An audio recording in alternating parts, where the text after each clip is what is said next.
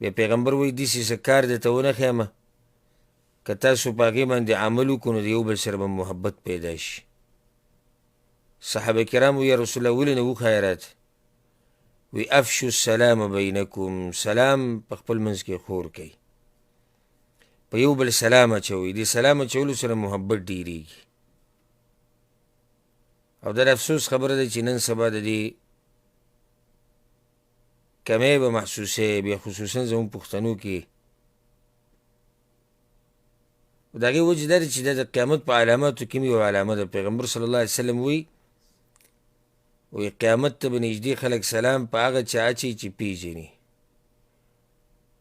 دا لا بیا هم ښه دی چې پیژني په هغه سلام اچوي. داسې پکې شته چې هغه پیژني په هغه هم سلام نه اچوي.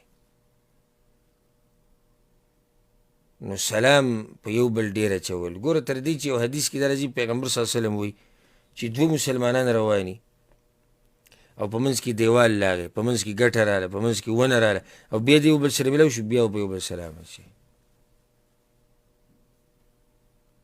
روان به په ولاړ باندې سلام اچوي یا په ناس باندې، او دغه شان ډېر په لږو، او په دې طریقې سره کوم چې راننوځي هغه به په هغه چا سلام اچوي څوک دن نه وي. آدم علیه السلام چې کله پکې الله روح واچوله نو ورته یې ولاړ شي د ملایکو پسې چې دوی دا ته څه وایي، نو هغوی ورته د سلام طریقه وښوه. نو دا سلام خوی شوی د الله د طرف نه آدم علیه السلام ته ګوره خوی شوی دی. بیا دا صرف دنیا کې د مؤمنانو شان نه دی، جنت کې هم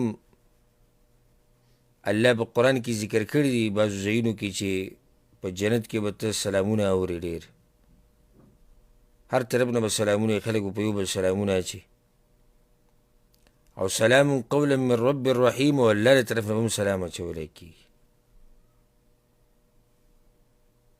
والملائکة يدخلون علیهم من کل باب سلام علیکم، ملائک به د جنت په دروازو را ننوځي او سلامونه به اچوي. نو ملائک به هم سلام اچوي، الله به هم سلام اچوي په جنتیان، او جنتیانو په یو بل هم سلام اچوي. نو دې طریقې سره ځان عادت کول پکار دي. رب العالمین په ډېر اجر ورکوي.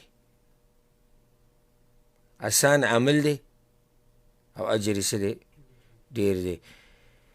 بعضو سلفو به د هغوی نه رانقل دي دین د مشرانو نه چې بعض به پکې بازار ته او بهر ته صرف دې دپاره وتو چې په خلکو باندې سلامونه واچوي او هغوی له جواب ورکړي چې الله وله اجر ورکړي.